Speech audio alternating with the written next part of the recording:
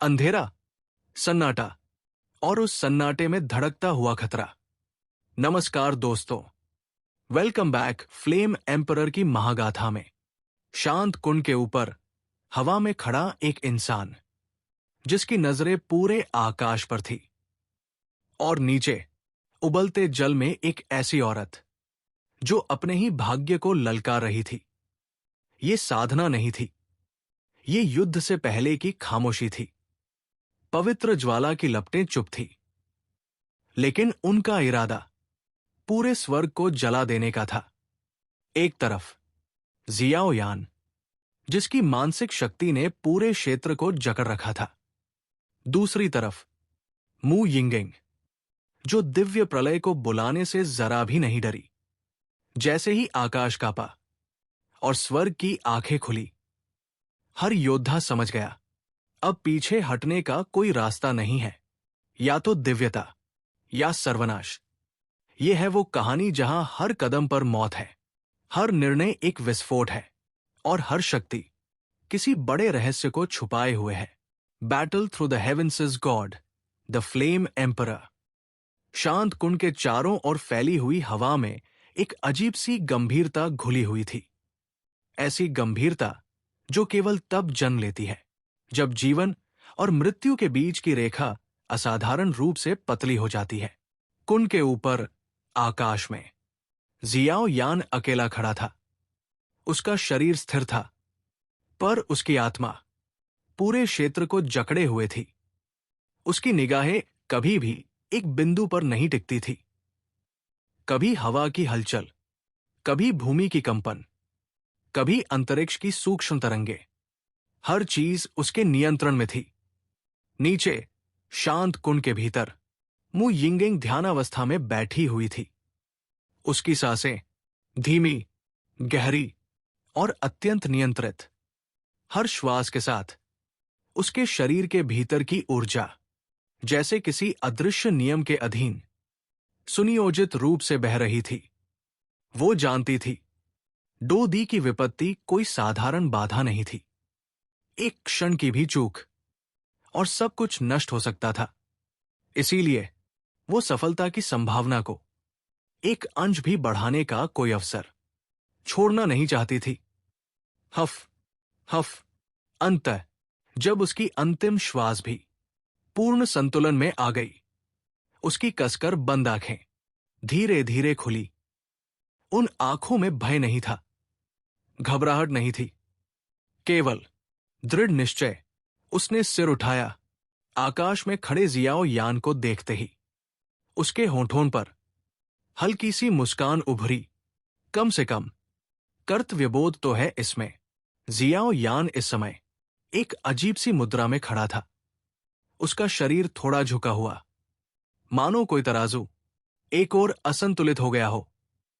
बाहर से देखने पर वो दृश्य काफी हास्यास्पद लगता, लेकिन स्वयं जियाओ यान को इसका तनिक भी आभास नहीं था, क्योंकि इस समय उसका संपूर्ण चेतन एक ही बिंदु पर केंद्रित था। मानसिक शक्ति और दिव्य गति जनकोर शिलालेख, एल्डर झू के मार्गदर्शन के बाद और पवित्र ज्वाला की शक्ति से उसकी आत्मा में जो उछाल आया था, यह पहला अवसर था जब उसने युद्ध मास्टर स्तर की मानसिक शक्ति का वास्तविक प्रयोग किया। और परिणाम उसे स्वयं भी चौंका गए। जब बैटल एरे ग्रैंड मास्टर के लघु स्तर के 6000 मूल शिलालेख एक साथ सक्रिय हुए, तो ऐसा प्रतीत हुआ मानो ये पूरा क्षेत्र उसकी चेतना का विस्तार बन गया हो। घास का हर तिनका, पेड़ की हर पत्ती, हवा की हर हल्की कंपन, सब कुछ उसके नियंत्रण में।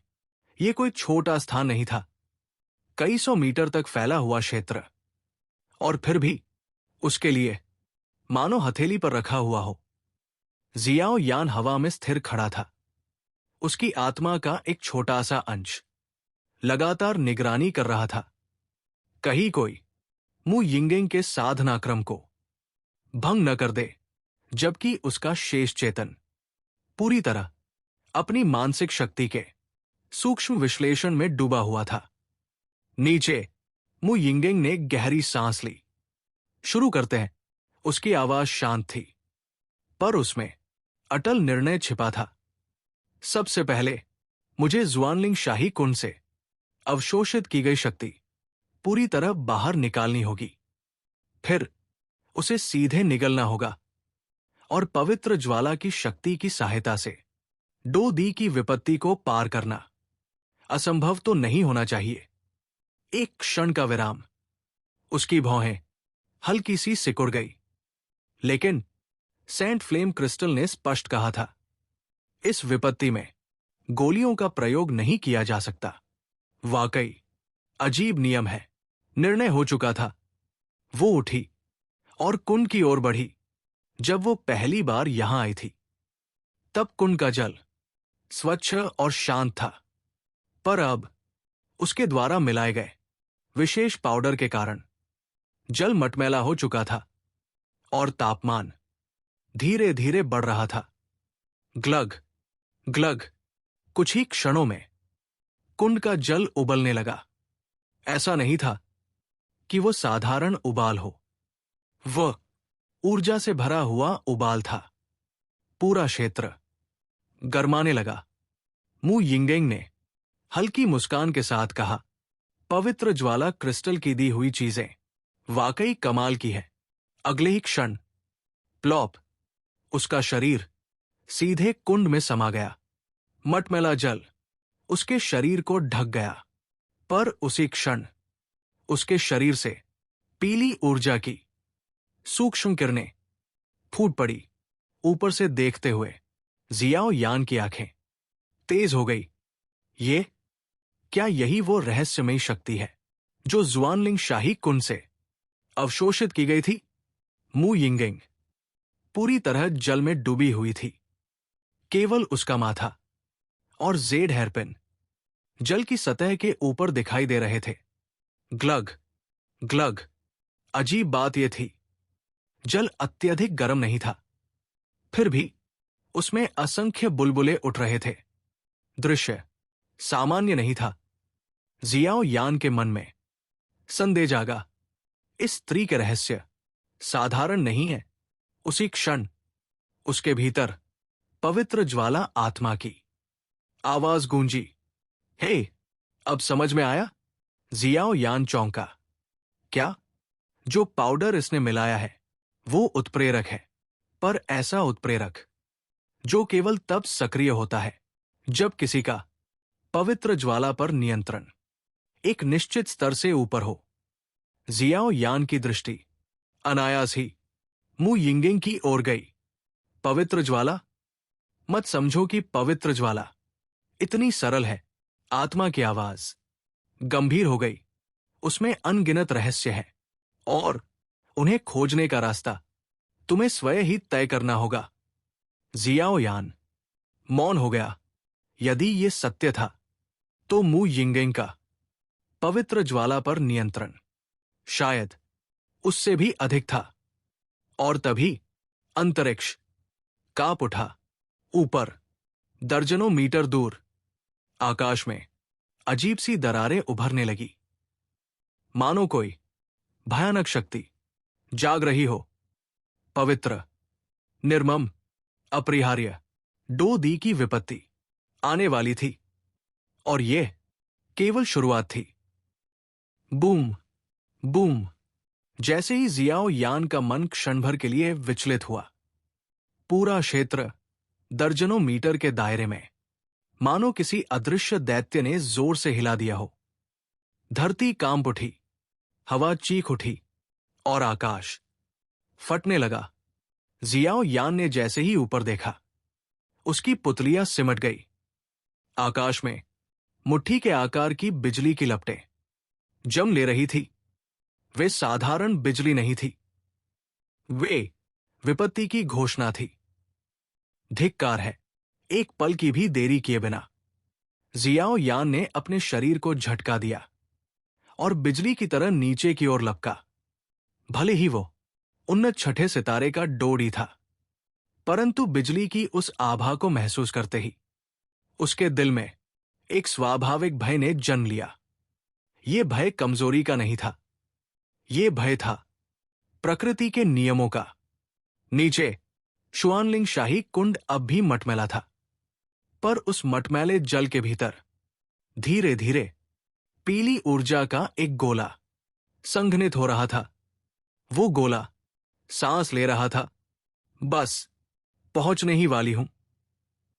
मु यिंगिंग की आवाज धीमी थी, पर उसमें एक अजीब सी स्थिरता थी।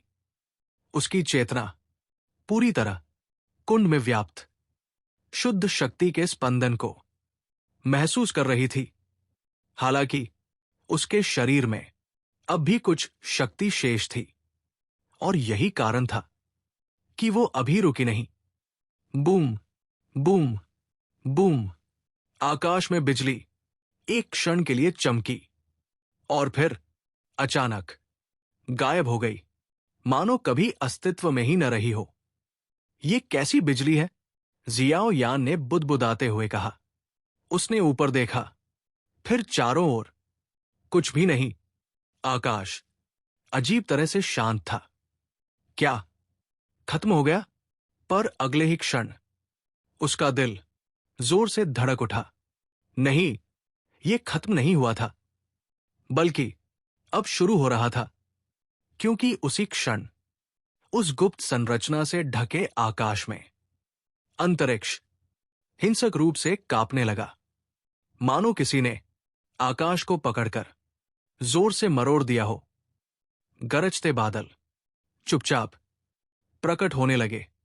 वे न गड़गड़ा रहे थे, न चमक रहे थे, वे शिकार की प्रतीक्षा कर रहे थे।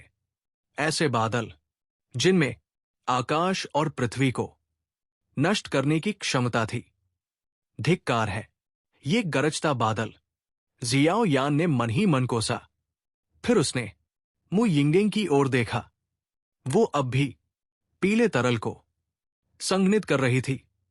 उसकी आंखें बंद थी, उसका चेहरा शांत था, पर जियाओ यान जानता था, अगर ये गरजता बादल गुप्त संरचना को भेद गया तो धूप बत्ती मंडप हिल जाएगा, और वहां मौजूद अनगिनत विशेषज्ञ यहां खिंचे चले आएंगे। उनकी मंशा भले बुरी न हो, पर मु यिंगिंग का अहंकार और उसका रहस्यमय अतीत, इन दोनों का टकराव भयानक हो सकता था। नहीं, मैं इसे होने नहीं दूंगा। अगले ही पल जियाओ यान पालथी मारकर बैठ गया। उसके भीतर स्थित दिव्य गति जनकोर शिलालेख तेजी से घूमने लगा। एक चक्र, फिर दूसरा, फिर तीसरा। पूरा क्षेत्र उसके नियंत्रण में आने लगा। अभी भी काफी नहीं है। अचानक उसके मुंह से एक दहाड़ निकली, और उसके शरीर के भीतर से एक अजीब पीली शक्ति फूट पड़ी। वो शक्ति चारों दिशाओं में फैल गई। 6300 मुख्य शिलालेख एक एक कर जाग उठे। गुप्त संरचना कापी। फिर 6600। जियाओ यान पसीने से तरबतर हो चुका था। उसकी सांसें भारी थी, पर उसकी आंखें अब भी स्थिर। अंत गुप्त संरचना स्थिर हो गई। कंपन रुक गया। आकाश में गरजते बादल कुछ क्षण और मंडराए, फिर मानो उन्होंने जियाओ यान की संरचना को मान्यता दे दी हो। वे फैलने लगे, और अधिक और अधिक, मानो किसी अंतिम भयानक प्रहार की तैयारी कर रहे हों। ये स्त्री आखिर कर क्या रही है? जियाओ यान ने कुंड की ओर देखा। मु यिंगिंग अब भी पूर्ण मौन में थी। समय धीरे धीरे बहता गया। एक दिन बीत गया, और इस एक दिन में धूप बत्ती मंडप के बाहर कई घटनाएं घट चुकी थी। व्यक्तिगत प्रतियोगिता समाप्त हो चुकी थी। कई शिष्य एकांतवास में चले गए थे, कोई आत्मचिंतन के लिए, कोई शक्ति बढ़ाने के लिए, और कोई आने वाले तूफान की तैयारी के लिए। टीम प्रतियोगिता में अब केवल 2 दिन शेष थे। इसी बीच एल्डर झू का कक्ष। ये उचित नहीं है, एक अधेड़ व्यक्ति मुस्कुराते हुए बोला। आपके मानव हॉल का वो छोटा ही, शायद कुछ बुजुर्गों से भी कमजोर नहीं है। अगर वो टीम प्रतियोगिता में उतरा तो ये हमारे धूप बत्ती मंडप के साथ अन्याय होगा। एल्डर झू मुस्कुराए। हे, पृथ्वी महल के स्वामी, आज कौन सी हवा आपको यहां ले आई? वो व्यक्ति लिंग मेंगशिंग, छोटी चुड़ैल का पिता, 9 सितारा डोडी। पर किस स्तर का, ये कोई नहीं जानता। जुआनर, मैंने सुना है जियाओ यान के हाथों उसे काफी कष्ट सहना पड़ा। एल्डर झू ने धीमी मुस्कान के साथ कहा। उस बच्ची को अब सबक मिलना ही चाहिए। लिंग मेंगशिंग मुस्कुराया, पर उस मुस्कान में जहर था। मैंने उसे बहुत लाड़ प्यार दिया, अब उसे आत्मनिर्भर बनना होगा। एल्डर झू चुप रहे। वे जानते थे ये पिता दुनिया का सबसे विशैला पिता था। उसी क्षण कुन के पास स्विश मू यिंगिंग अचानक खड़ी हो गई। उसके सामने की शुद्ध पीली रोशनी 10 बूंदों में बदल गई। आकाश कांप उठा, धरती थर्रा गई। उसने ऊपर देखा और मुस्कुराई। अब देखते हैं ये डो डी की विपत्ति कितनी भयानक है। उसकी आंखों में आकाश और पृथ्वी के नियमों को चुनौती देने वाली इच्छा शक्ति जाग उठी। और उसी क्षण विपत्ति उतरी। मू यिंगिंग की खूबसूरत आंखें हल्के से झपकी। जैसे ही उसकी पलकें उठीं, उसकी दृष्टि सीधे आकाश पर टिक गई। वहां गरजते बादल मंडरा रहे थे, घने, भयानक और अस्वाभाविक रूप से भारी। बूम बूम बूम, गगन भेदी गर्जना के साथ पूरा आकाश कांप उठा। बादलों के भीतर छिपी शक्ति मानो धरती को फाड़ देने को तैयार हो। ऐसा लग रहा था कि अगले ही क्षण बिजली की कोई विकराल लकीर इस पूरे क्षेत्र को चीर कर रख देगी। मू यिंगिंग ने गहरी सांस ली। उसकी आभा इस समय 5 सितारा डो डी क्षेत्र के शिखर पर पहुंच चुकी थी। अब वह 6 सितारा डो डी के प्रारंभिक चरण से सिर्फ एक कदम दूर थी।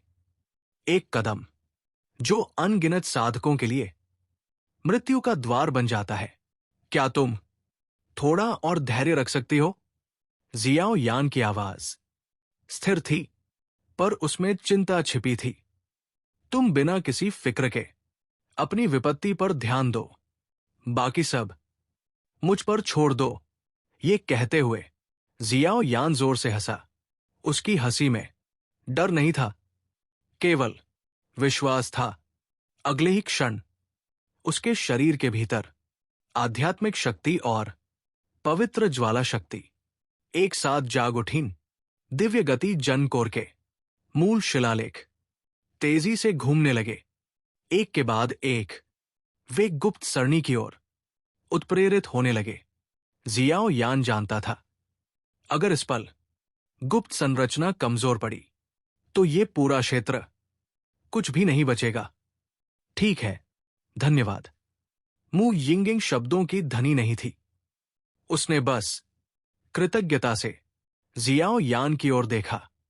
उसकी आंखें हल्की सी नम हो गई। फिर उसने अपने हाथ में मौजूद 10 चमकती हुई बूंदों को कसकर थाम लिया। वे बूंदें उसकी सारी उम्मीद थी। तो यही है डो डी की विपत्ति। गुप्त सरणी के ऊपर घने बादलों को देखते हुए उसके लाल होंठ धीरे से हिले। वो रसायनज्ञ नहीं थी, लेकिन पवित्र ज्वाला और अपने अनुभव के बल पर वो ये अच्छी तरह जानती थी कि इस स्थान को जियाओ यान ने एक विशेष शक्ति से पूरी तरह सील कर रखा है। और सच कहे तो वो यही चाहती भी थी। मू यिंगिंग मनुष्यों के बीच रहना पसंद नहीं करती थी। मानव महल के कुछ चुनिंदा लोगों के सिवा बाकी दुनिया उसके लिए अजनबी थी। इस समय गरजते बादल हिंसक रूप से मंथन करने लगे। बिजली की चमक और गर्जना के बीच पूरा वातावरण अत्यंत अशांत हो गया। हवा चिल्ला रही थी, धरती सिहर रही थी।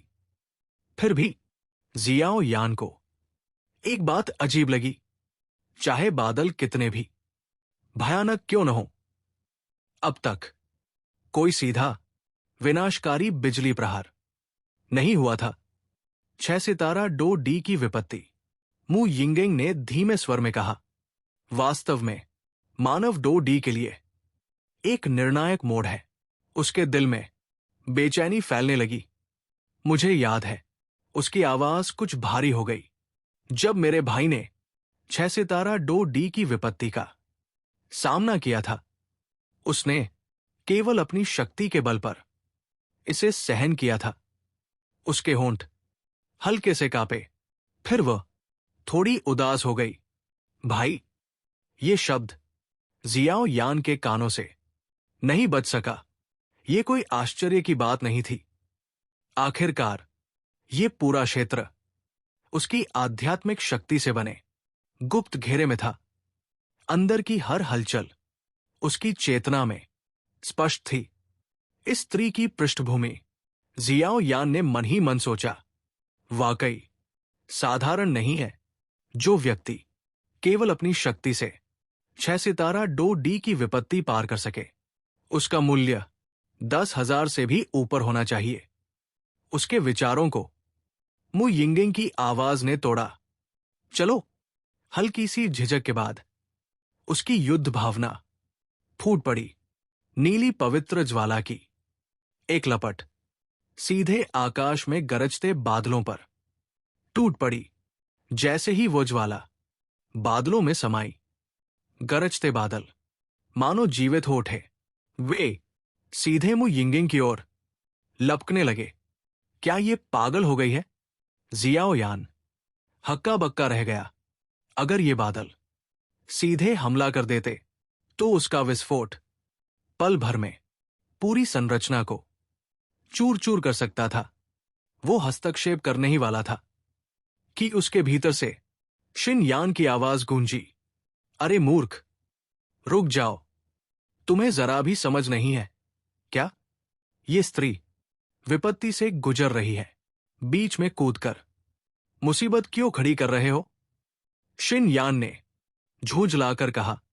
फिर उसने समझाया, इसने पहले अपनी युद्ध शक्ति से गरजते बादलों को नीचे उतरने के लिए उकसाया और फिर उन्हीं बादलों पर आक्रमण किया ताकि बिजली की आपदा एक्समान रूप में प्रकट हो। यही है विपत्ति का सही तरीका। जियाओ यान स्तब्ध रह गया। तो ये बिजली की आपदा ही है? तुम्हें अभी बहुत कुछ सीखना है। शिन यान हंसा। सुनो, मानव डो डी की साधना 3 चरणों में बंटी होती है। पहला, 6 सितारा डो डी की जीवन विपत्ति। जब कोई 5 सितारा डो डी अपने शिखर पर पहुंचता है तो उसके शरीर में एक रहस्यमय अवरोध जन्म लेता है जो उसे आगे बढ़ने से रोकता है। इस अवरोध को तोड़े बिना कोई भी 6 सितारा डो डी नहीं बन सकता। इसे ही जीवन विपत्ति कहते हैं। इसे पार करने पर शरीर में जीवन शक्ति उत्पन्न होती है, सफेद रंग की, 9 स्तरों में विभाजित। यही शक्ति 6 सितारा डो डी का प्रतीक है। जियाओ यान का दिल धीरे धीरे भारी होने लगा। दूसरी विपत्ति 8 सितारा डो डी की मृत्यु विपत्ति है और तीसरी शिन यान का स्वर गंभीर हो गया। शिखर डो डी की जीवन मृत्यु विपत्ति। जहां जीवन और मृत्यु एक हो जाते हैं, वहां से ही डो अमर का द्वार खुलता है। जियाओ यान चुपचाप सुनता रहा।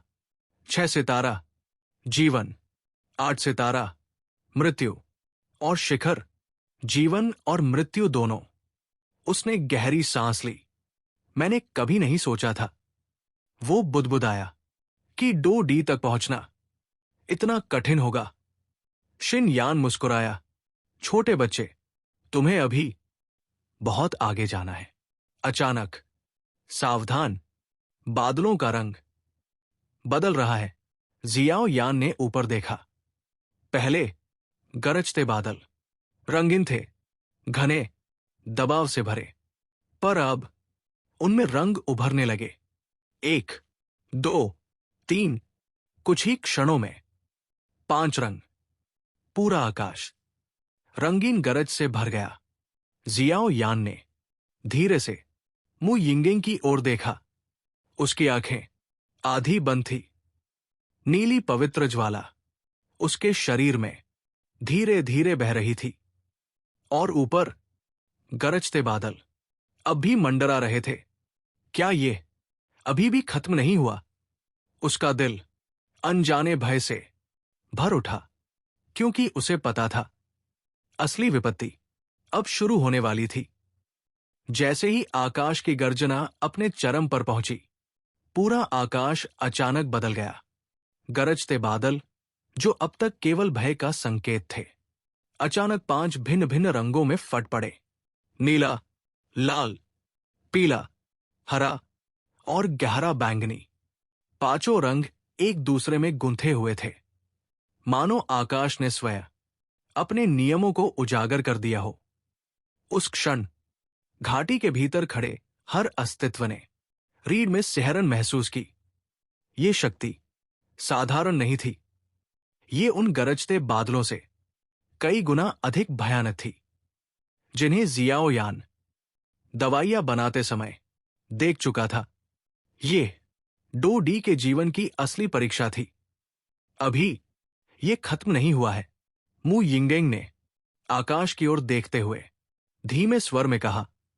उसके होठों पर हल्की सी मुस्कान थी।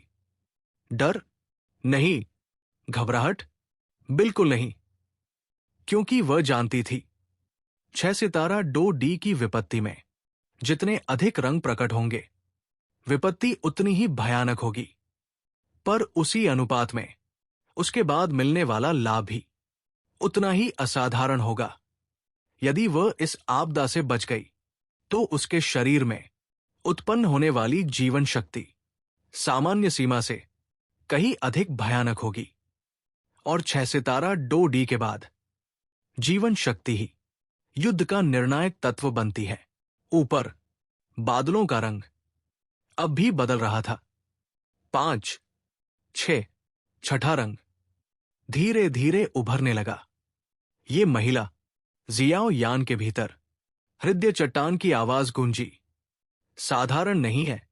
उसकी आवाज में पहली बार हल्का सा आश्चर्य था। ऐसी विपत्ति वाली बिजली। जियाओ यान की भौहें गंभीरता से सिकुड़ गई। मौजूदा शक्ति से इसे सहना आसान नहीं होगा। वो चिंतित था। मु यिंगिंग के भीतर पवित्र ज्वाला थी। उसका अतीत अज्ञात था और उसके रहस्य अत्यंत गहरे थे। अगर कोई और शिष्य उसके सामने होता, तो जियाओ यान कभी भी निष्क्रिय नहीं बैठता। लेकिन ये डो डी की विपत्ति थी। वो इसमें सीधे हस्तक्षेप नहीं कर सकता था। मैं पूरी तरह आश्वस्त तो नहीं हूं। शिन यान की आवाज धीरे से गूंजी, लेकिन उसके शरीर में मौजूद पवित्र ज्वाला तुम्हारी ज्वाला से कहीं अधिक शक्तिशाली है। ये स्वीकार करना उसके लिए आसान नहीं था। उसकी अग्नि हृदय पवित्र ज्वाला 35वें स्थान पर थी, पर मु यिंगिंग की ज्वाला सीलबंद अवस्था में होते हुए भी इस स्तर का उतार चढ़ाव उत्पन्न कर रही थी। यही तथ्य उसे असाधारण बनाता था।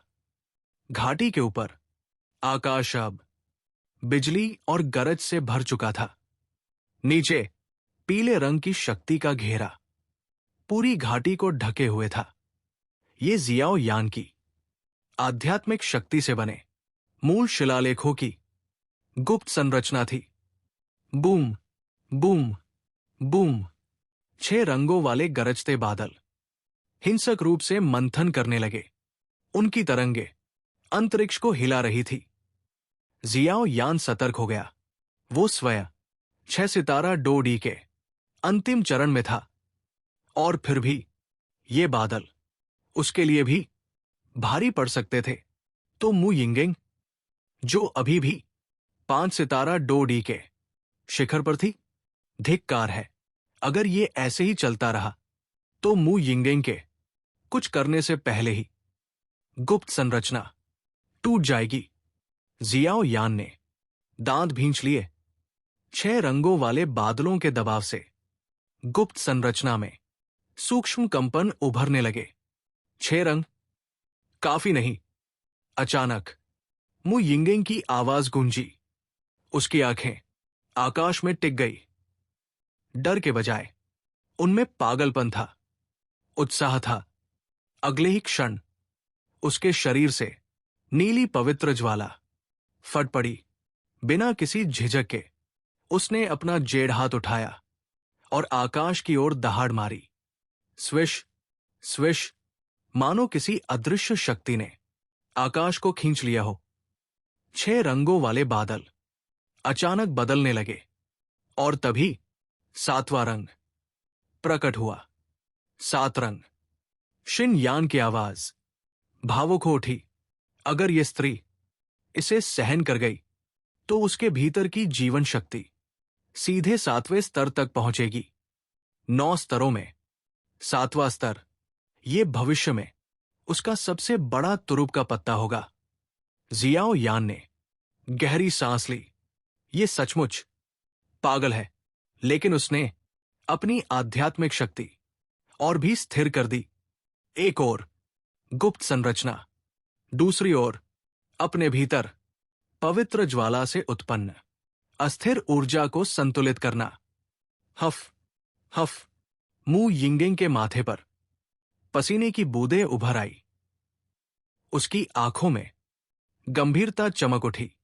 वो समझ चुकी थी 7 रंग उसकी सीमा थी।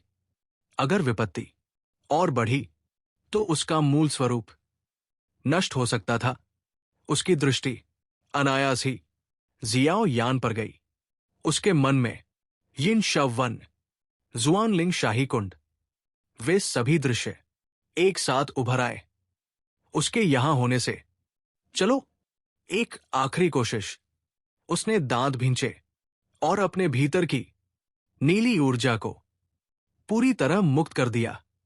वूम, अभूतपूर्व पवित्र ज्वाला आकाश की ओर बढ़ी। 7 रंगों वाले गरजते बादल हिंसक रूप से कांप उठे, और तभी उनके केंद्र से एक नई और भी भयानक शक्ति उत्पन्न हुई। गुप्त संरचना थरथरा उठी। ये जियाओ यान की आंखें सिकुड़ गई। 8वां रंग। उसका हृदय जोर से धड़क उठा। हर अतिरिक्त रंग विपत्ति की शक्ति को कई गुना बढ़ा देता है, और 8 रंगों वाला गरजता बादल पूरे जुआन तियान स्वर्ग में मुश्किल से गिने चुने लोगों ने इसे देखा होगा।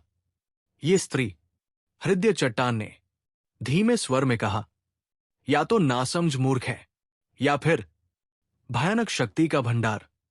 सावधान। शिन यान की आवाज भारी हो गई। 8 रंगों की विपत्ति आकार ले रही है। ये मजाक नहीं है।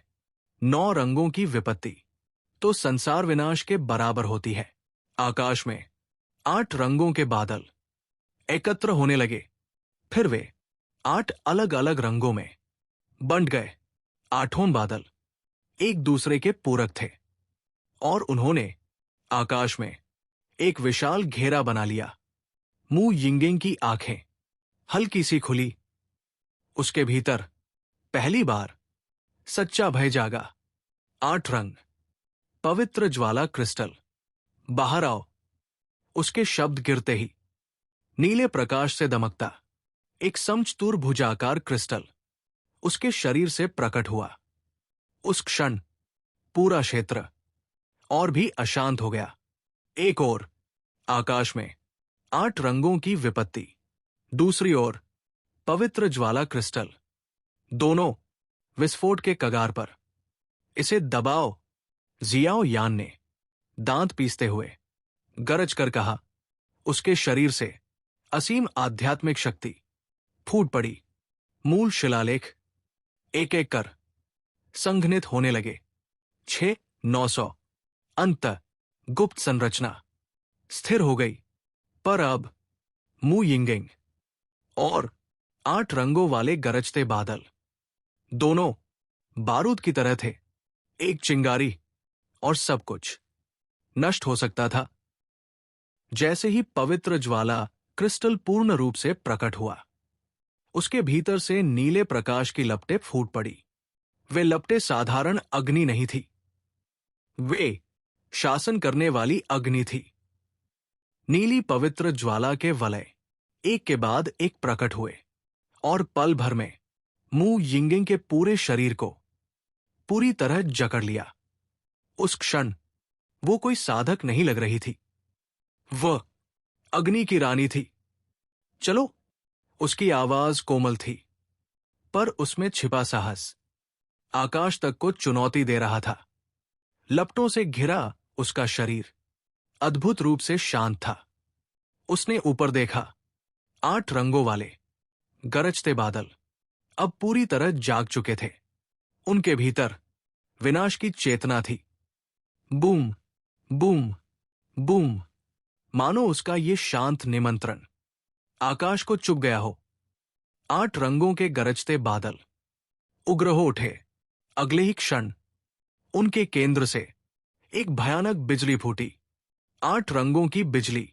वो बिजली सिर्फ चमक नहीं रही थी, वह दुनिया को चीरने आई थी।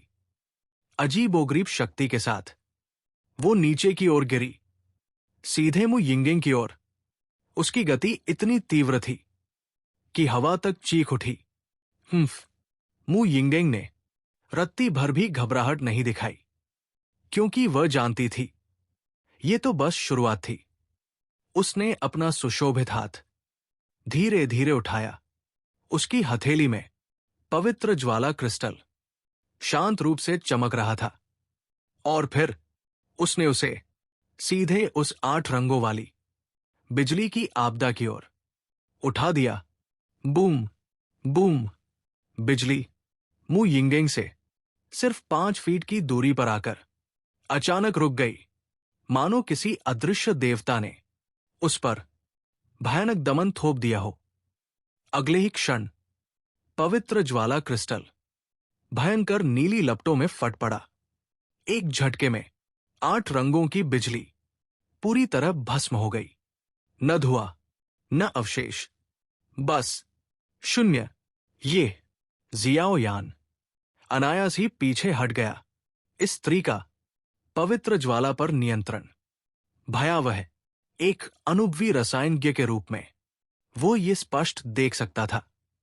मु यिंगिंग ने अपने संपूर्ण आभा को पवित्र ज्वाला क्रिस्टल में संघनित किया था, और जैसे ही बिजली ने प्रहार किया, उसने पवित्र ज्वाला को एक क्षण के लिए पूर्ण रूप से मुक्त कर दिया।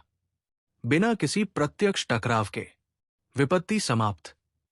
ये तकनीक असाधारण थी, इतनी शक्तिशाली कि इसे संभालने के लिए अत्यधिक आत्मिक शक्ति चाहिए थी। यहां तक कि जियाओ यान भी मन ही मन स्वीकार करने पर मजबूर था। बूम, बूम, बूम, मानो अपमानित हो गया हो। 8 रंगों वाला गरजता बादल हिंसक रूप से कांप उठा। विनाश की एक लहर धीरे धीरे आकार लेने लगी।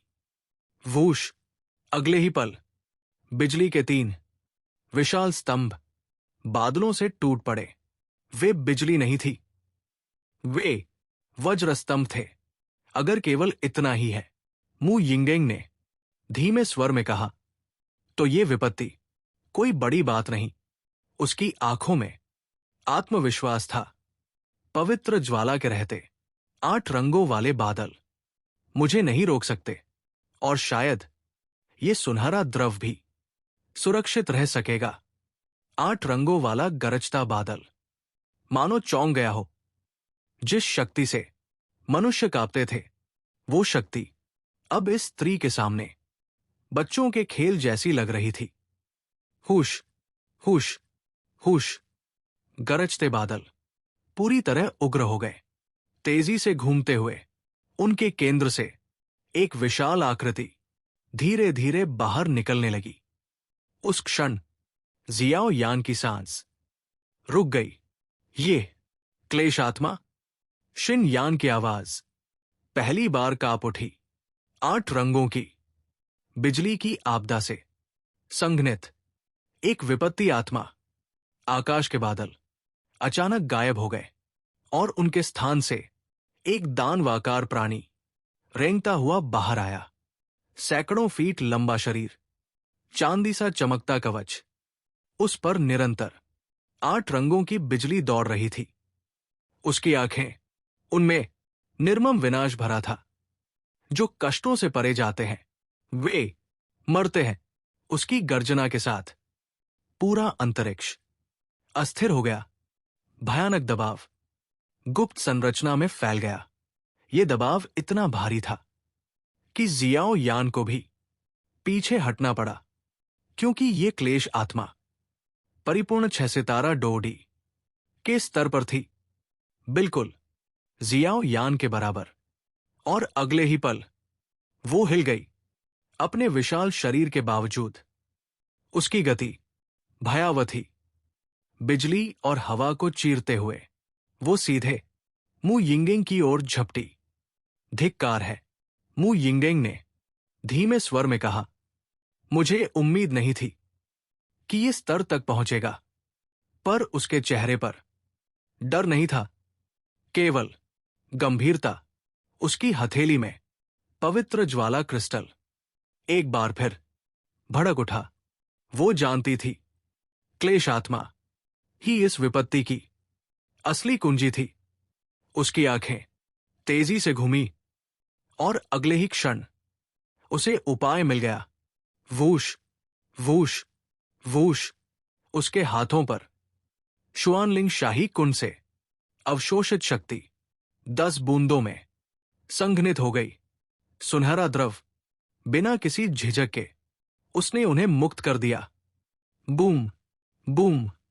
सुनहरी रोशनी उसके पूरे शरीर को ढक गई। वो अब सोने की देवी जैसी चमक रही थी। उसने मुट्ठी भींची, सुनहरी ऊर्जा हथेली में सिमट आई। जाओ। उसका जेड सा हाथ आगे बढ़ा और सुनहरी शक्ति सीधे क्लेश आत्मा से टकरा गई। जीलिंग अचानक स्तब्ध रह गया। जैसे ही सुनहरी ऊर्जा उसके शरीर में प्रविष्ट हुई, उसकी शक्ति तेजी से घटने लगी। पल भर में 6 सितारा डोडी के प्रारंभिक चरण तक, मानो वह जहर हो। एक ऐसा जहर जो शक्ति को अंदर से खा जाता है। जियाओ यान की आंखें चमक उठीं। तो ये है पवित्र ज्वाला के साथ शाही कुंड की रहस्यमय शक्ति का संघनन। शानदार। मु यिंगेंग के होठों पर खतरनाक मुस्कान उभरी। अब देखते हैं तुम कैसे तड़पते हो। वो आगे बढ़ी, सीधे क्लेश आत्मा की ओर। जियाओ यान ने गहरी सांस ली। इतनी तैयारी के बाद असली युद्ध अब शुरू हुआ है। आकाश में अपनी शक्ति खो चुकी क्लेश आत्मा क्रोध से दहाड़ उठी। उसकी गर्जना जीवन मरण के युद्ध की घोषणा थी। और यह स्पष्ट था, अगली टक्कर विनाशकारी होगी। गुप्त संरचना के भीतर जियाओ यान की अपार आध्यात्मिक शक्ति समुद्र की तरह फैली हुई थी। वो शक्ति स्थिर थी, पर उसके भीतर अदृश्य लहरें उठ गिर रही थी, क्योंकि उसके सामने अब केवल एक विपत्ति नहीं थी, बल्कि क्रोध से भरी एक आत्मा थी। सुनहरी शक्ति से कमजोर पड़ चुकी विपत्ति की आत्मा आकाश को फाड़ देने वाली दहाड़ के साथ गुस्से से कांप उठी। यह स्पष्ट था, मु यिंगेंग के पहले प्रहार ने उसके गौरव को कुचल दिया था। मैंने कभी नहीं सोचा था, मु यिंगेंग के मन में विचार कौंधा, कि जुआनलिंग शाही कुंड में समाहित रहस्यमय शक्ति आपदा आत्मा को दबाने में इतनी भयावह सिद्ध होगी। अगर इसकी शक्ति 6 सितारा डो डी के शिखर तक पहुंच जाती तो ये मेरे लिए वास्तविक संकट बन जाता। शायद तब मुझे भी उस शक्ति को छूना पड़ता जो मेरी इच्छा शक्ति को लगातार घिसती रहती है। उसने हल्की सांस ली।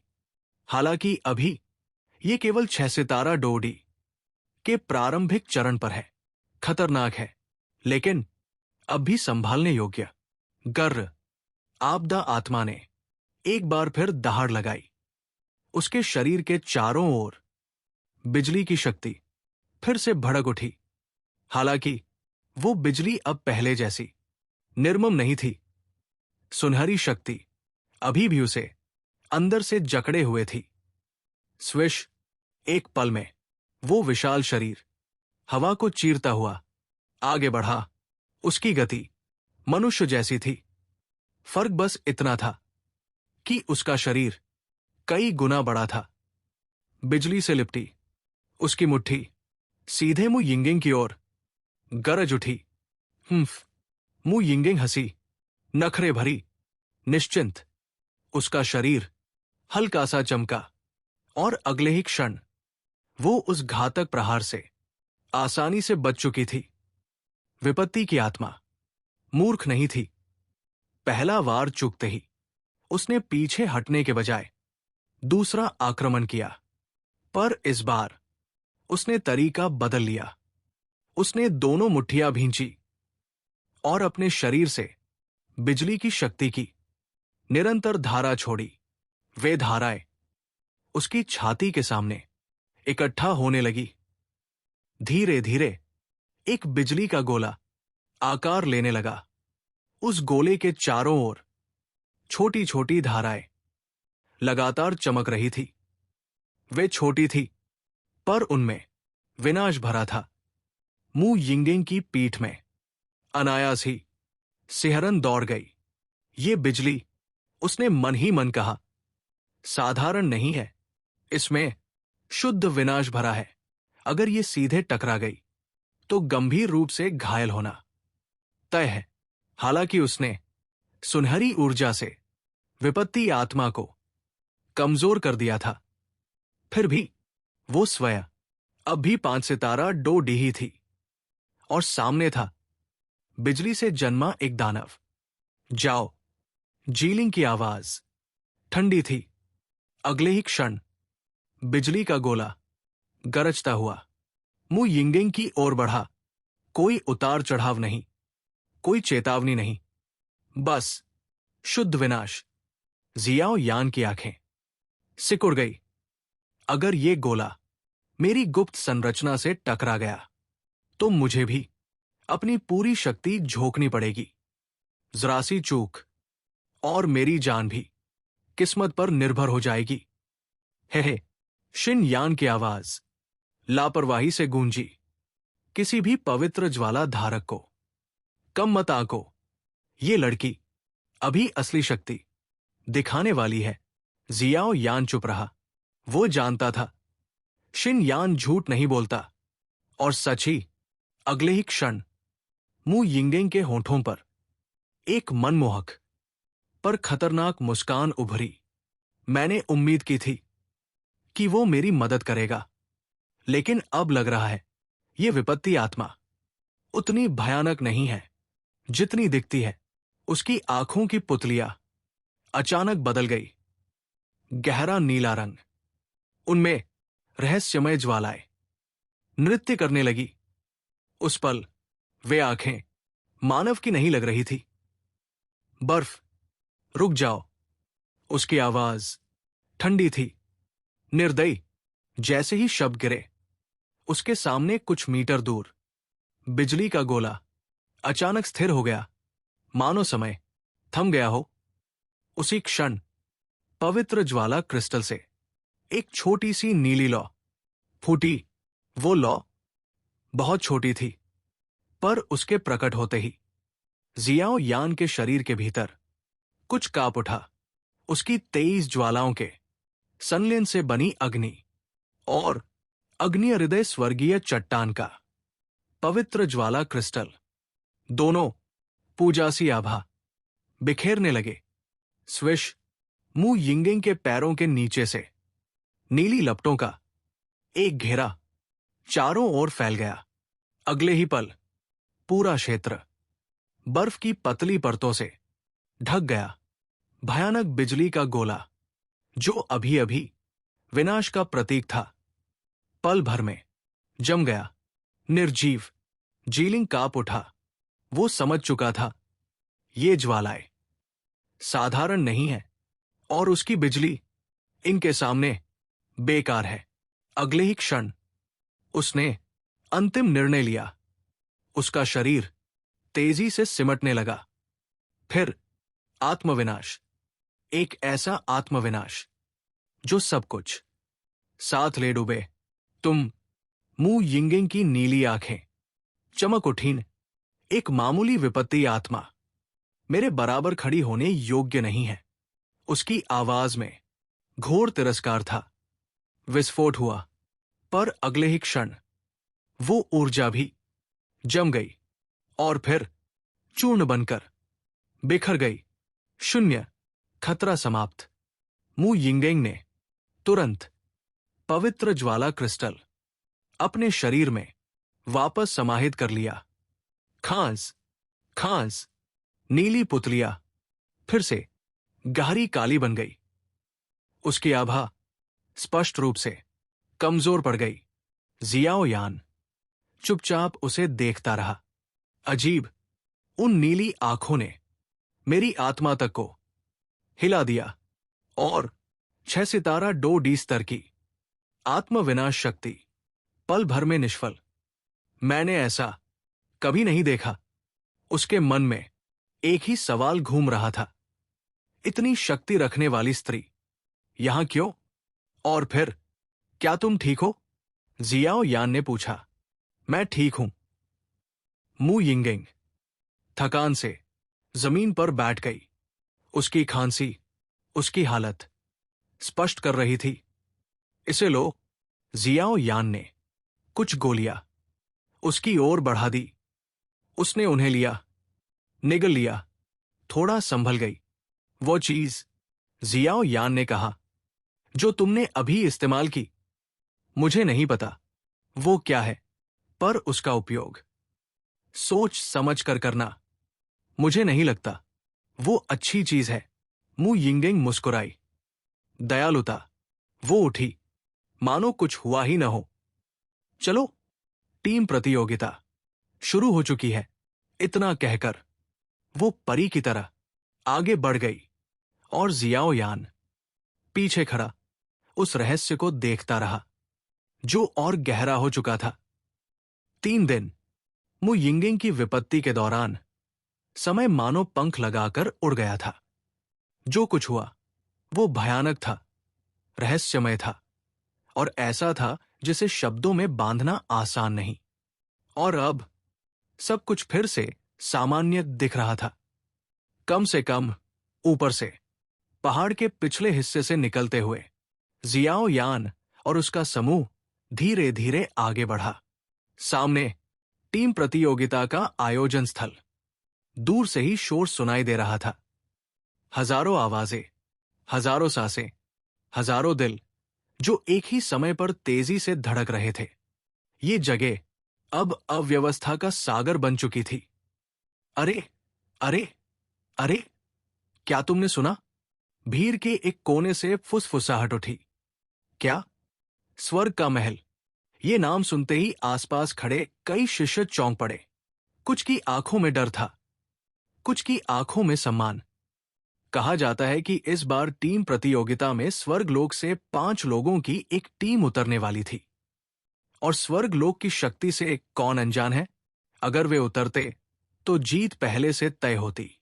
लेकिन फिर अजीब बात यह है कि स्वर्गिक महल ने अचानक इस साल की टीम प्रतियोगिता से अपना नाम वापस ले लिया।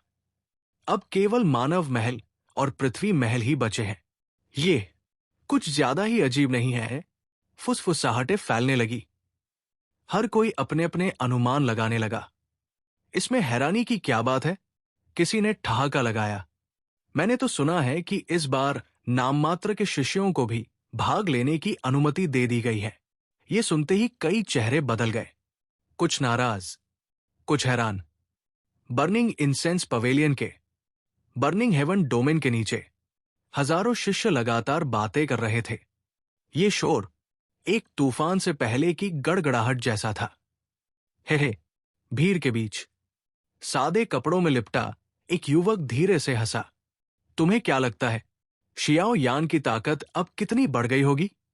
जब भी वो नाम लेता, उसके होठों पर अनायास मुस्कान आ जाती। वो कोई और नहीं, लीजी था। वही लीजी जो उन 128 नाम मात्र के शिष्यों में से एक था, जिनसे शियाओ यान और उसके साथियों ने मानव महल में प्रवेश करते ही टक्कर ली थी। हे, लीजी, उसके पास खड़ा एक लंबा चौड़ा युवक हंसा। क्या तुम भूल गए हो कि वह उस समय कितना खतरनाक था? नाम मात्र के शिष्यों को खुलेआम चुनौती देना, इतनी हिम्मत हर किसी में नहीं होती। टक टक, लीजी, घाव भर जाने के बाद भी दर्द को मत भूलना। मुझे याद है, उस समय तुम्हारी हालत काफी दयनीय थी। ये सुनकर लीजी के चेहरे पर कोई भाव नहीं आया, लेकिन आसपास खड़े सभी जानते थे, ये तीनों सिर्फ बहस नहीं कर रहे। उनके बीच का रिश्ता काफी गहरा था। ये तीनों मानव महल के पंजीकृत शिष्यों में सबसे शक्तिशाली माने जाते थे।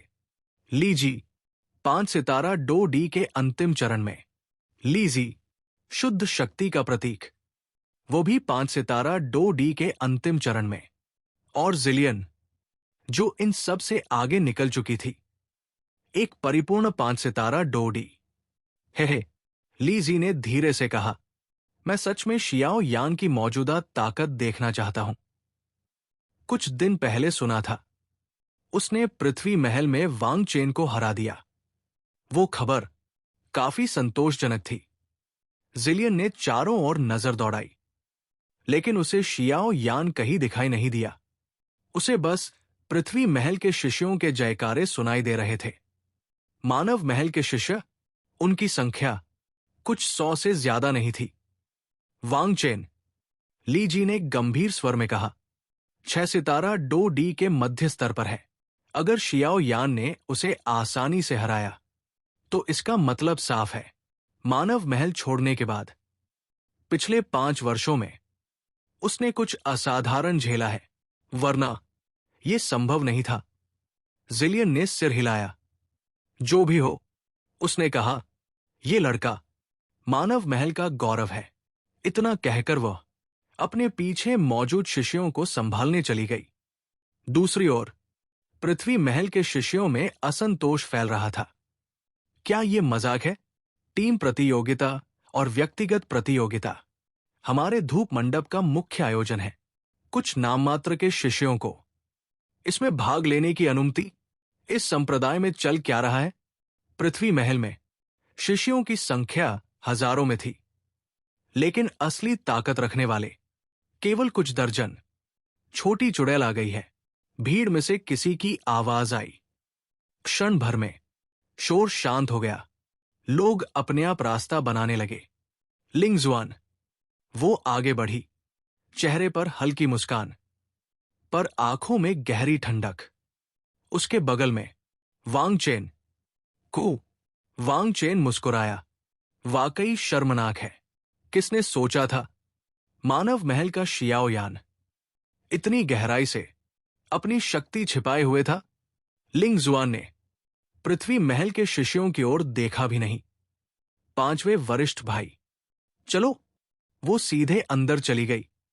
बर्निंग हेवन डोमेन के अग्रभाग पर पहुंचते ही लिंगजुआन ने इधर उधर देखा। शियाओ यान मानव महल में क्यों नहीं दिख रहा? उसकी नजर खोजती रही। तभी मानव महल के पंजीकृत शिष्यों की कमजोर सी भीड़ में कुछ परिचित चेहरे दिखे। वे धीरे धीरे आगे बढ़े, लीजी और उसके समूह की ओर। हे, मु फेंग मुस्कुराया। क्या ये सीनियर ब्रदर लीजी नहीं है? मु फेंग और उसके साथी नामात्र के शिष्यों को कभी नीचा नहीं समझते थे, क्योंकि वे जानते थे नामात्र का रास्ता कितना कठिन होता है। आप, ली जी ने चारों ओर देखा। सिर्फ आप तीन? जियाओ यी आगे बढ़ा। मेरा बड़ा भाई रास्ते में है। उसकी आवाज शांत थी, पर उसमें भरोसा था। जिलियन ने ध्यान से देखा और अचानक उसकी आंखें फैल गई। तुम लोगों की? आभा? वो चौंक गई। मानव महल में प्रवेश से पहले ये तीनों सिर्फ 4 सितारा डोडी थे। अब उनके सामने खड़े होकर उसे स्वयं दबाव महसूस हो रहा था। हे, मुंह फेंग मुस्कुराया, लेकिन कुछ नहीं बोला। तो ग्रीन फ्लूट ने धीरे से पूछा, टीम प्रतियोगिता कैसे होगी? ये सुनते ही ली जी रुक गया, क्योंकि ग्रीन फ्लूट का जहर आज भी कई लोगों के लिए डर का कारण था। वो देख रहे हो? ली जी ने ऊपर इशारा किया। बर्निंग हेवन डोमेन के ऊपर वो गोल चबूतरा। नियम वही समझाए जाएंगे। जियाओ यी ने चारों ओर देखा। स्वर्गिक महल के लोग कहाँ हैं? जिलियन ने गहरी आवाज में उत्तर दिया। सुना है, उन्हें एक मिशन पर भेजा गया है। इस बार केवल मानव लोक और पृथ्वी लोक। मेरे अनुमान से कई सौ टीमें उतरेंगी। सैकड़ों? जियाओ यी का दिल बैठ गया। मानव महल से 10 से भी कम टीमें, बाकी सब पृथ्वी महल। चिंता मत करो, जिलियन ने कहा। यह 5 लोगों की टीम प्रतियोगिता है। नियम अभी स्पष्ट नहीं है। सब कुछ मैदान में तय होगा। जियाओ यी ने पृथ्वी महल के शिष्यों की ओर देखा। उनकी आंखों में जीत की भूख थी। लगता है, उसने धीमे से कहा, पृथ्वी महल इस बार किसी भी कीमत पर चैंपियन बनना चाहता है। तभी चुप रहो। एक बूढ़ा आदमी धीरे धीरे ऊपर बने चबूतरे पर आया। उसकी आवाज बिजली की कड़क की तरह हर किसी के दिमाग में गूंज उठी। और उसी क्षण टीम प्रतियोगिता से पहले की ये शांति टूटने वाली थी। चुप रहो। मन से गूंजी वह आवाज बिजली की कड़क जैसी थी। एक ही क्षण में पूरा बर्निंग हेवन डोमेन अजीब सी शांति में डूब गया। हजारों शिष्य जो अभी तक आपस में चर्चा कर रहे थे, एक साथ चुप हो गए। सैकड़ों निगाहें अनायास ही ऊपर उठीं, और तब उन्होंने उसे देखा। मंच के अग्रभाग पर एक वृद्ध पुरुष खड़ा था। उसकी देह झुकी हुई थी, पर उसकी उपस्थिति पहाड़ जैसी भारी। उसके ठीक पीछे 2 अधेड़ उम्र के पुरुष शांत भाव से खड़े थे। तीखी नजर रखने वाले शिष्यों ने तुरंत पहचान लिया। बाईं ओर खड़ा व्यक्ति अर्थ हॉल का उपप्रमुख था, और दाईं ओर ह्यूमन हॉल की उपप्रमुख। पृथ्वी महल के शिष्य उसे अक्सर मजाक में मोटा चाचा कहकर बुलाते थे, पर कोई भी मूर्ख नहीं था। सब जानते थे कि उस व्यक्ति की शक्ति मजाक नहीं है। दूसरी ओर खड़ी ह्यूमन हॉल की उपप्रमुख हमेशा शांत रहती थी। कम बोलना, ज्यादा देखना, उनकी यही पहचान थी। पर उपप्रमुख का पद कमजोरों को नहीं मिलता। धूप जलाने वाले मंडप के सभी शिष्यों को नमस्कार। वृद्ध पुरुष मुस्कुराया। उसकी आवाज भले शांत थी, पर उसमें ऐसी शक्ति थी कि वो पूरे चौक में बिना प्रयास गूंज गई।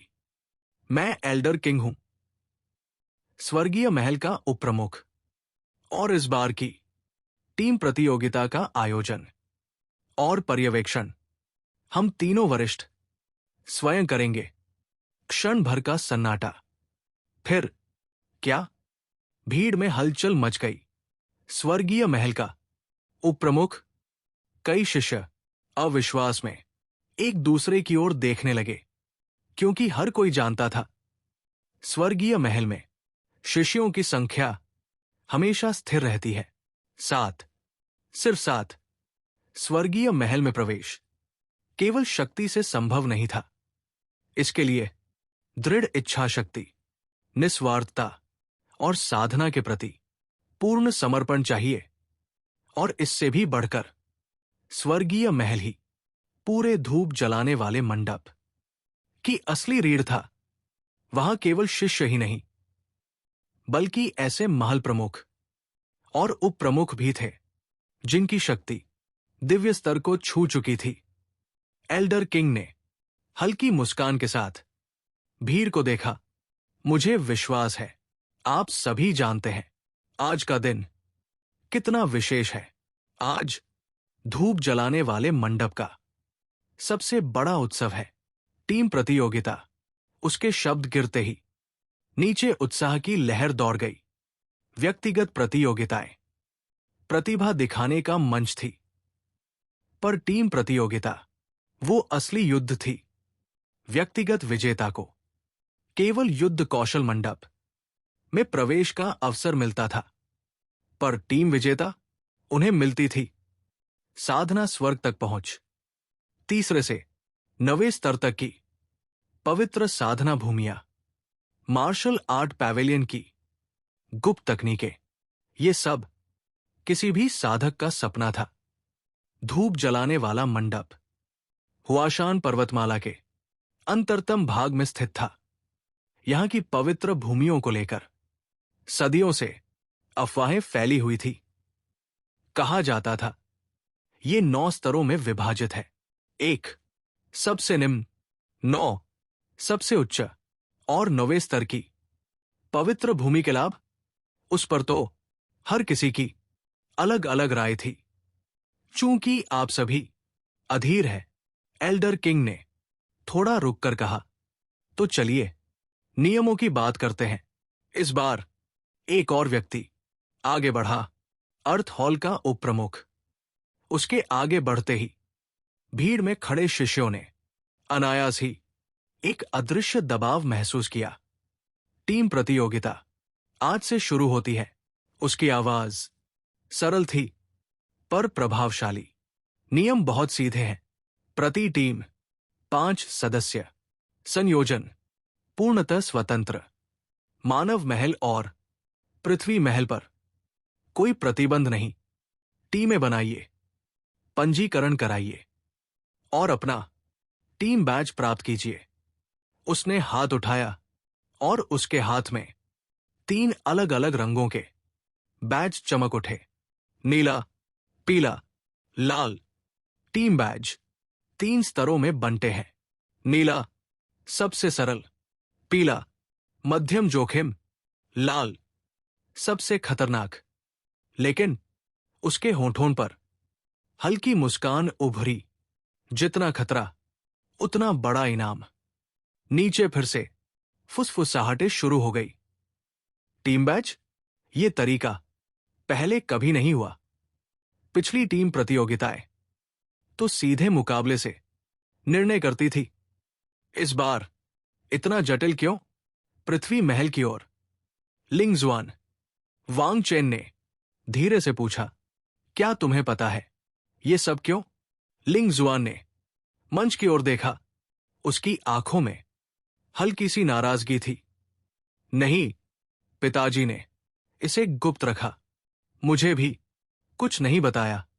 वांग चेन की भौहें सिकुड़ गई। अगर उसे भी नहीं पता तो ये प्रतियोगिता वाकई साधारण नहीं थी। उसकी नजर फिर मानव महल की ओर गई। मू फेंग, ग्रीन फ्लूट और बाकी लोग सब भ्रमित थे। ये टीम प्रतियोगिता कुछ अलग है। ली जी ने धीमे स्वर में कहा, पहले कभी कार्ड सिस्टम नहीं था। जिलियन, जो अब तक चुप थी, बोली, संभवतः आने वाली संप्रदाय प्रतियोगिता इसका कारण है। टीम बैज मिलने के बाद उन पर सभी विवरण होंगे। अर्थ हॉल के उपप्रमुख की आवाज फिर गूंजी, पर मैं पहले ही एक बात स्पष्ट कर दूं। ये टीम प्रतियोगिता अब तक की सबसे खतरनाक होगी और इनाम उतना ही बड़ा। उसकी नजर अचानक नीचे भीड़ में एक आकृति पर टिक गई। उसने मन ही मन कहा, इस लड़के की शक्ति कुछ बड़ों के बराबर है। और अगले ही क्षण उसकी आवाज गूंजी, इस टीम प्रतियोगिता से शियाओ यी को अयोग्य घोषित किया जाता है। सन्नाटा। फिर गुस्से की लहर। हरामखोर। शियाओ यी ने अपने दांत भींच लिए। उसकी आंखों में आग जल उठी। तुम जानते हो क्यों? उप प्रमुख मुस्कुराया।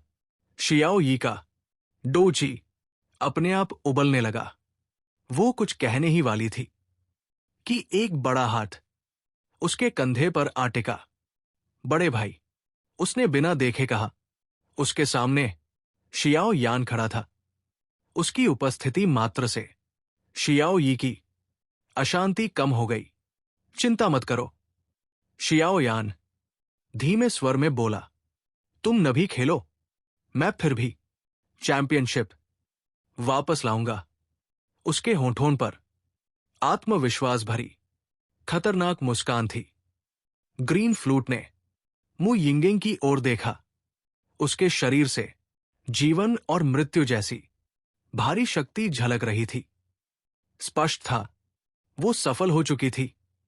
ठीक है, मु यिंगेंग ने शांत स्वर में कहा। तभी अर्थ हॉल के उपप्रमुख फिर बोले, शियाओ यी को अयोग्य घोषित करने का कारण उसकी विशेष स्थिति है, लेकिन बदले में मैं आपकी टीम में एक व्यक्ति जोड़ूंगा। भीड़ में हलचल मच गई।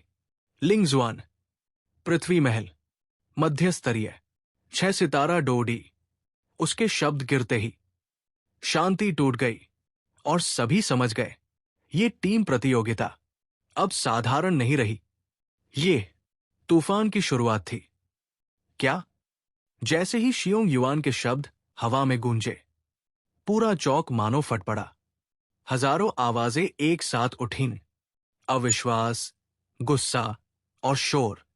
क्या हमारी पृथ्वी महल की वरिष्ठ बहन लिंगजुआन वाकई मानव महल में शामिल होने जा रही है? ये मजाक है क्या? वरिष्ठ बहन लिंगजुआन 6 सितारा डो डी के मध्य स्तर की विशेषज्ञ है। मानव महल में जाकर वो बोझ नहीं बनेंगी, बल्कि मानव महल को ही असामान्य रूप से मजबूत कर देंगी। भीड़ में असंतोष की लहर दौड़ गई। जहां तक हमें पता है, किसी ने धीमे पर तीखे स्वर में कहा, शियाओ यान को छोड़ दे, जिसकी शक्ति का कोई अनुमान नहीं लगाया जा सकता। तो मानव महल में सबसे शक्तिशाली व्यक्ति भी सिर्फ 5 सितारा डो डी के शिखर तक ही पहुंचा है। ये बातें लिंगजुआन के आसपास खड़े पृथ्वी महल के शिष्यों के दिल से निकल रही थी। उनकी आंखों में नाराजगी थी, असंतोष था और थोड़ा सा डर भी। चुप रहो, शियोंग युआन की दहाड़ आकाश को चीरती हुई गूंजी। उसके शब्दों के साथ ही एक अदृश्य तरंग चारों ओर फैल गई। हवा भारी हो गई। शोर एक झटके में थम गया। कई शिष्य अनजाने में पीछे हट गए। क्या आप मानव महल की टीम में शामिल होना चाहेंगी? शियोंग युआन ने धीमे लेकिन निर्णायक स्वर में पूछा। मानव महल की टीम में वर्तमान में वुझू निवास के 5 लोग थे। अब एक व्यक्ति अयोग्य घोषित कर दिया गया है, यानी 4 सदस्य शेष है। वो एक क्षण रुका, फिर बोला, और ईमानदारी से कहूं तो मैं स्वयं भी शियाओ यान की वास्तविक शक्ति का अंदाजा नहीं लगा सकता। ये शब्द किसी और के मुंह से नहीं, वांग चेन के मुंह से निकले थे। वांग चेन एक मध्य स्तरीय 6 सितारा डोडी। ऐसे व्यक्ति का इस तरह बोलना खुद में बहुत कुछ कह जाता था।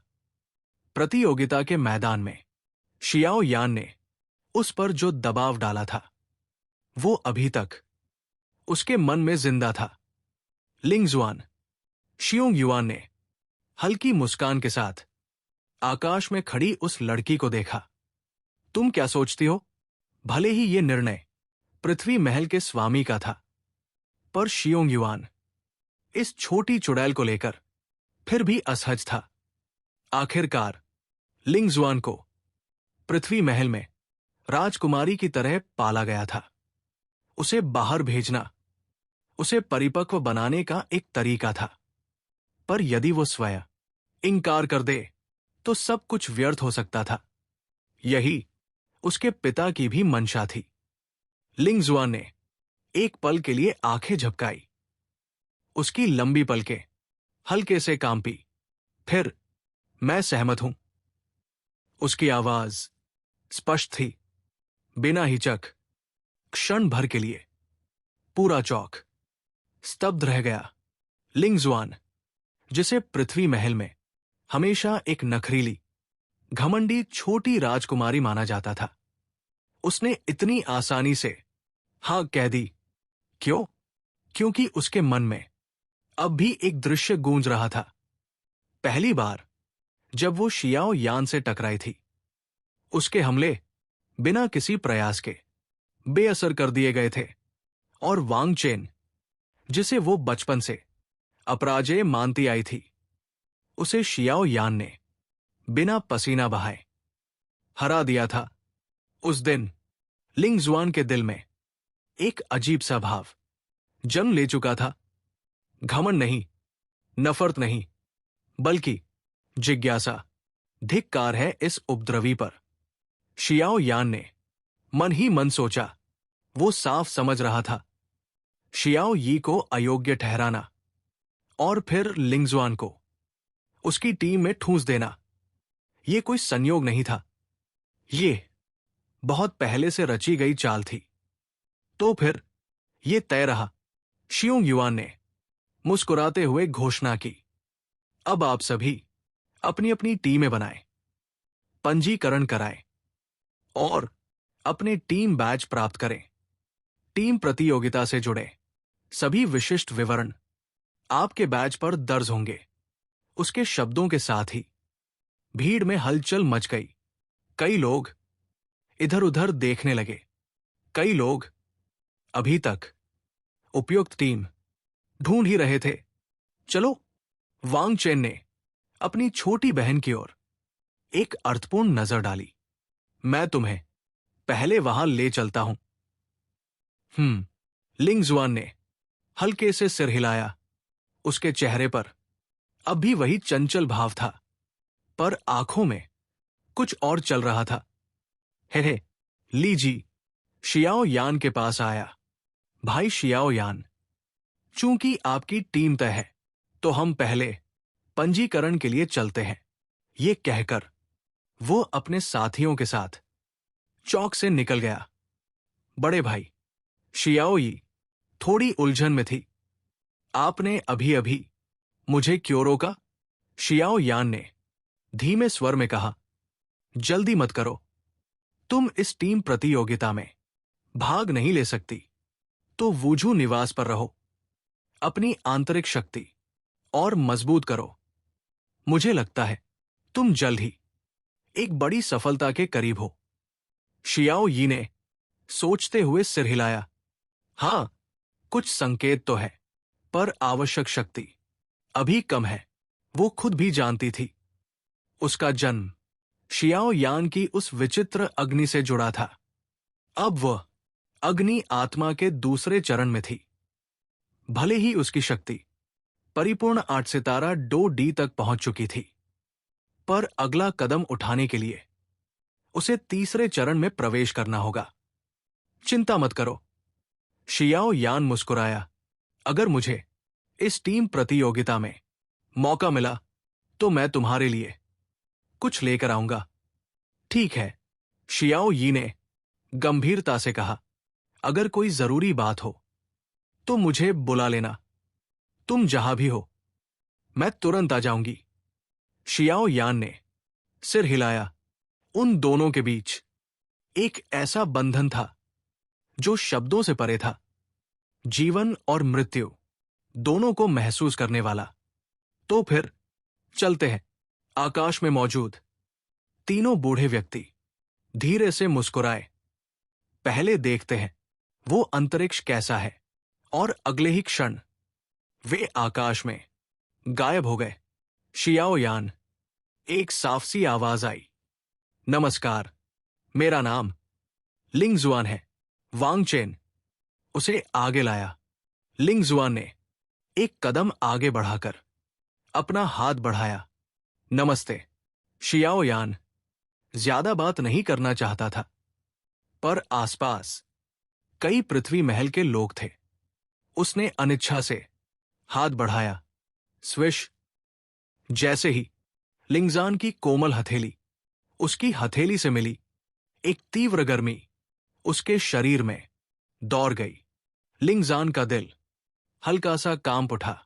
इस आदमी के भीतर आखिर है क्या इतनी भयानक ज्वाला शक्ति?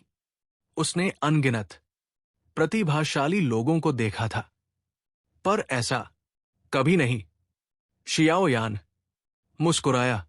वो समझ चुका था, ये महिला उसके शरीर को जांच रही थी। अगर देखना चाहती हो तो देख लो, उसने मन ही मन सोचा। देखते हैं तुम्हारी 6 सितारा मध्य स्तर की शक्ति कितना सह पाती है। छोटी बहन लिंगजान, वांग चेन ने अजीब सा महसूस करते हुए कहा। हाथ छोड़ दोगी? खांसी खांसी। लिंगजान ने झट से हाथ छोड़ा। उसके चेहरे से चंचलता गायब थी। तुम बहुत ताकतवर हो। उसकी आवाज अब गंभीर थी। चलो। शियाओ यान ने उसकी बात को अनदेखा किया। पहले पंजीकरण करा ले। वो आगे बढ़ गया। पीछे से लिंगजान ने पैर पटका। एक दिन मैं तुम्हें इतनी बुरी तरह पीटूंगी कि तुम दया की भीख मांगो। और वह तेज कदमों से उनके पीछे चल दी। वांग चेन दूर से ये सब देख रहा था। वो हंसा। मेरी छोटी बहन कभी इतनी जीवंत नहीं रही। लगता है शियाओ यान वाकई उसकी जानी दुश्मन बन गया है। उसने मन ही मन सोचा, इस बार पृथ्वी महल का अभिजात वर्ग पूरी ताकत से उतरेगा। नवी श्रेणी की पवित्र भूमि और मार्शल आर्ट पैवेलियन सब उनके हाथ में होगा। अगर मैं नवी श्रेणी की पवित्र भूमि में प्रवेश कर सका तो मेरी शक्ति तेजी से बढ़ेगी। वो मुस्कुराया और अपनी टीम ढूंढने निकल पड़ा। हर शिष्य के मन में एक ही विचार था, असली खेल अब शुरू हुआ है। टीमें बन चुकी थी। मुस्कानों के पीछे साजिशें छिप चुकी थी और दोस्ती की शक्ल में युद्ध की पहली चिंगारी जल चुकी थी। एक तरफ जियाओ यान, जिसकी ज्वाला को कोई माप नहीं सकता। दूसरी तरफ लिंगजुआन, जिसकी मुस्कान में चुनौती थी और आंखों में टकराव का वादा। हाथ मिलाया गया था, लेकिन वो अभिवादन नहीं था। वो था ताकत का टकराव, अहंकार की परीक्षा। धरती महल की चालें, मानव महल की मजबूरी और टीम प्रतियोगिता के पीछे छिपा एक खूनी खेल अब साफ हो चुका था। ये सिर्फ मुकाबला नहीं है, ये भविष्य के शासकों का चयन है। और जब जियाओ यान ने पीठ घुमाई तो कई दिलों में बस एक ही ख्याल गूंज रहा था, असली खेल अब शुरू हुआ है। अगले अध्याय में रहस्यमय अंतरिक्ष का पर्दा उठेगा। टीम प्रतियोगिता के असली नियम सामने आएंगे। छुपे हुए दानव और पवित्र भूमि का सच उजागर होगा। और जियाओ यान पहली बार टीम युद्ध में अपनी असली दहशत दिखाएगा। क्या लिंगजुआन दोस्त बनेगी या सबसे खतरनाक दुश्मन? क्या पृथ्वी महल का अभिजात वर्ग वाकई अजय है या फिर ज्वाला सम्राट का नाम सब कुछ जला देगा?